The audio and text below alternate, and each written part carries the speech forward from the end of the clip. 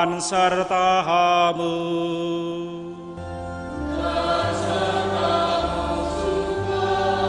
Inilah Injil suci Yesus Kristus menurut Santo Markus.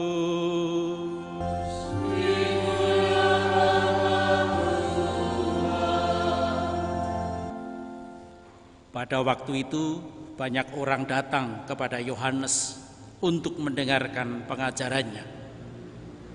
Inilah yang diberitakannya. Sesudah aku akan datang Dia yang lebih berkuasa daripadaku. Membungkuk dan membuka tali kasutnya pun aku tidak layak. Aku membaptis kamu dengan air, tetapi Dia akan membaptis kamu dengan Roh Kudus. Pada waktu itu datanglah Yesus dari Nazaret di tanah Galilea, dan Ia dibaptis di sungai Yordan oleh Yohanes. Pada saat Ia keluar dari air, Ia melihat langit terkoyak, dan roh seperti burung merpati turun ke atasnya. Lalu terdengarlah suara dari surga, "Engkaulah anakku yang kukasihi, kepadamulah aku berkenan."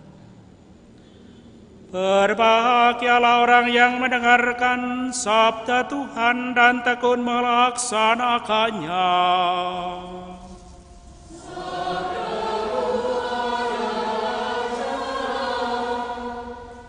Kebenaran dan hidup kami.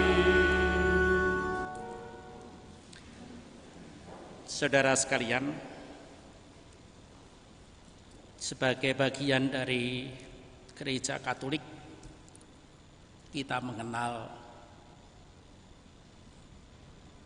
pembaptisan yang pertama untuk bayi atau kanak-kanak, yang kedua untuk orang yang sudah dewasa. Renungan tentang baptis bayi sudah kita laksanakan pada Minggu Keluarga tanggal 27 Desember tahun lalu. Intinya mau dikatakan kepada kita bahwa keluarga-keluarga Katolik yang mengingat janji perkawinan akan segera membaptiskan anaknya. Jangan sampai melewati umur 7 tahun. Dan hari ini kita mendapatkan kesempatan yang baik untuk merenungkan baptis dewasa.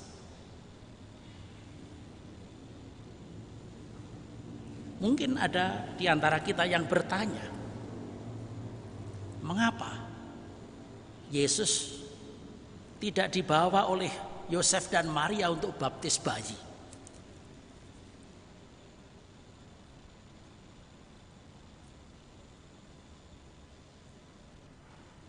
Itu mungkin juga tidak mudah untuk dijawab. Kalau kita misalkan mengandaikan bahwa pembaptisan itu baru dimulai oleh Yohanes, maka jawabannya jelas. Tetapi apakah sebelum itu ada peristiwa pembaptisan? Tidak ada data. Nah, okelah. Faktanya Yohanes tampil di muka umum dan mewartakan pertobatan. Banyak orang tergerak untuk mendengarkan pengajaran dan jalan hidup yang ditunjukkan oleh Yohanes. Yesus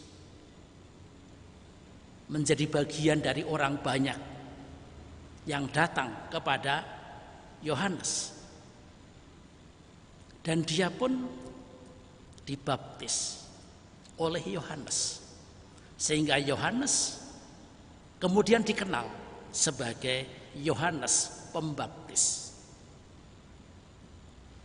Artinya apa?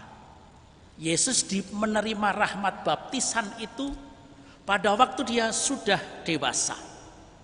Perkiraannya di sekitar umur 30-an tahun.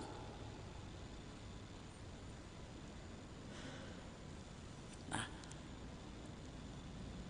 bagi kita orang yang menerima rahmat baptisan pada waktu dewasa, bisa dikatakan bahwa baptis itu menjadi pilihan jalan hidup. Karena ini sebuah pilihan, maka di dalam liturgi baptis dewasa, di sana imam bertanya kepada para calon baptis dewasa,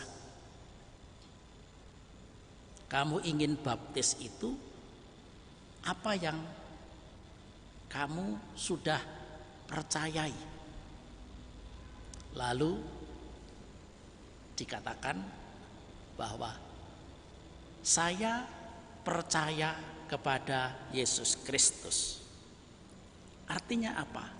Sebelum dibaptis, kita semua mulai mengenal Yesus Kristus dan kemudian menyatakan diri, menyatakan sikap iman, menyatakan apa yang saya yakini, bahwa hidup di jalan yang ditempuh oleh Yesus itu juga akan dan harus saya jalani. Begitu saya mengatakan ya jalan itu saya pilih, maka saya lalu dibaptis dalam nama Yesus.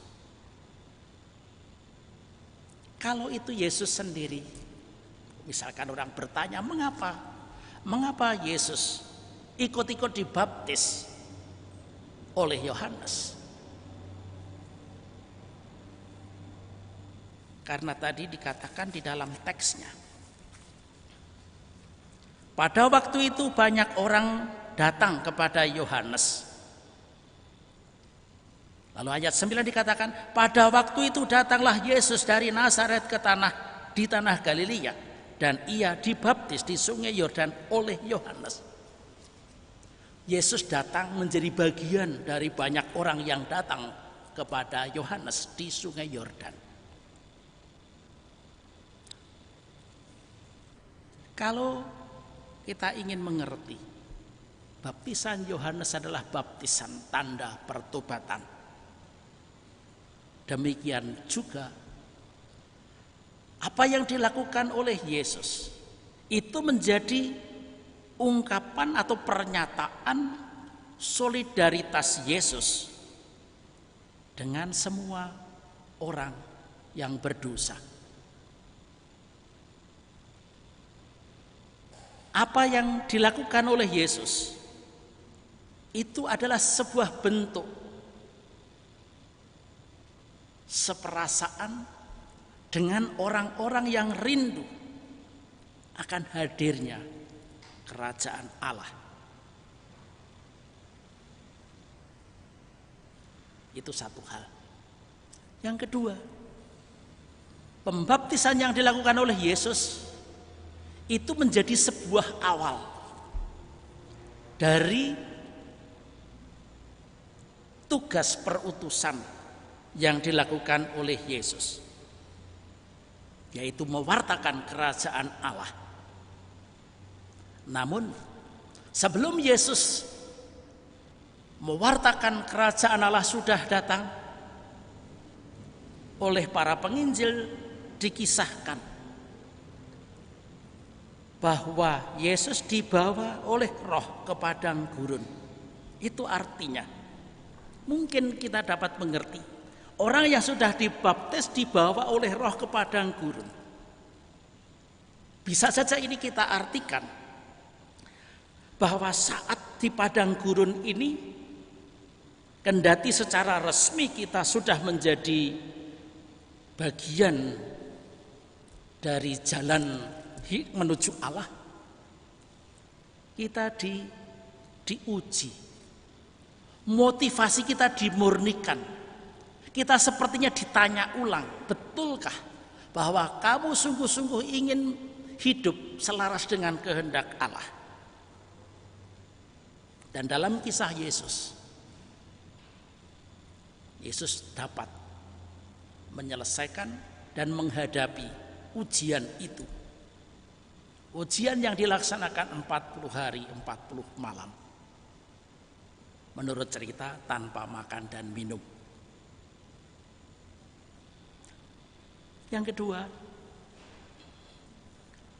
kita sendiri sebagai orang Katolik yang dibaptis dalam nama Yesus, setiap tahun di malam Paskah kita selalu memperbaharui janji baptis kita. Itu artinya, kendati kita sebagai orang Katolik sudah hidup secara Katolik, tetapi karena kita tetap manusia dan hidup di dunia, barangkali ada hal-hal dari kemanusiaan kita, kelemahan kita, yang membuat apa yang sudah kita janjikan pada waktu kita dibaptis itu mungkin saja berjalan kurang utuh, kurang sempurna. Dan itulah gunanya pembaharuan setiap tahun di malam Paskah.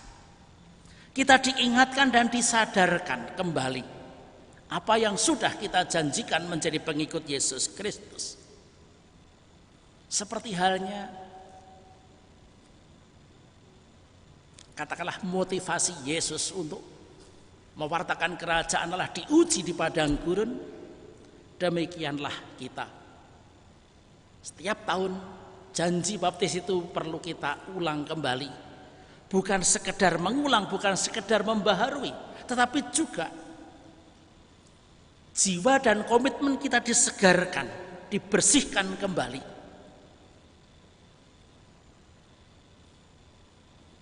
Maka poin ketiga yang baik untuk kita renungkan saat ini adalah kita sudah menjadi orang Katolik sekian tahun. Entah dibaptis dewasa, entah dibaptis bayi, pada akhirnya jawabannya sama. Yaitu, apa yang membuat saya hingga saat ini tetap menjadi orang Katolik?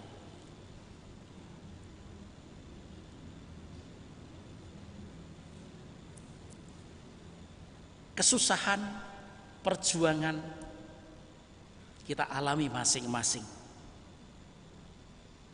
Kesulitan demi kesulitan membuat kita berpikir ulang mengenai kekatolikan kita. Dan toh satu demi satu kita setiap kali mengambil keputusan, ya, saya tetap menjadi orang Katolik. Saya tetap setia pada janji baptis. Maka pertanyaan berikut adalah, apakah aku sungguh bahagia menjadi orang Katolik? Apakah saya sebagai orang Katolik merasakan bahwa hidup saya dengan segala suka dan dukanya itu, hidup saya sungguh punya makna? Dan kalau kita ditanya tentang makna hidup sebagai orang Katolik,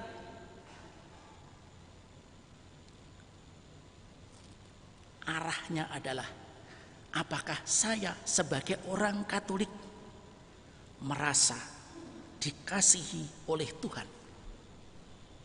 Apakah saya di dalam hidup sehari-hari telah hidup sesuai dengan kehendak Allah? Sebagaimana tadi di dalam refleksi Rasul Yohanes yang mengatakan bahwa,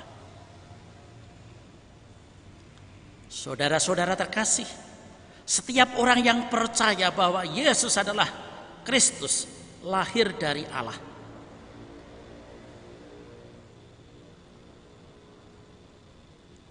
inilah tandanya bahwa kita mengasihi anak-anak Allah, yaitu apabila kita mengasihi Allah dan melakukan perintah-perintahnya.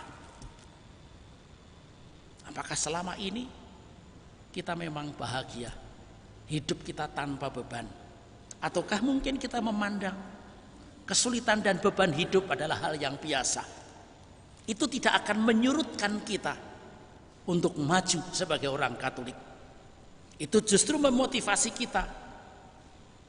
Justru karena kita menghadapi berbagai macam ujian dan kesulitan, saya akan menjadi pribadi yang lebih matang, lebih dewasa, lebih mantap, lebih yakin.